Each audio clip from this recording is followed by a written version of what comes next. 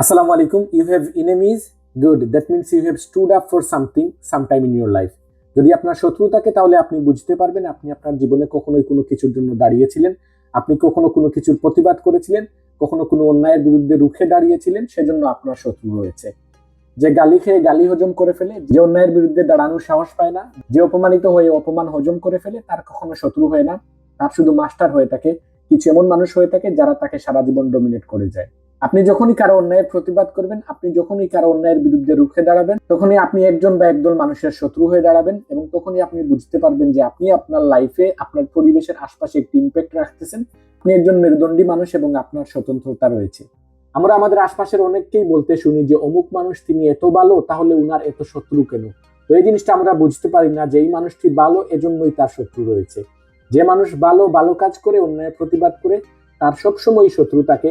যে মানুষটি চাটুকার, যে অন্যায়ের বিরুদ্ধে কথা বলতে ভয় পায়, তার কখনোই কোনো শত্রু থাকে না, তার শুধুমাত্র মাস্টার থাকে। Thanks for watching, see you in the next video.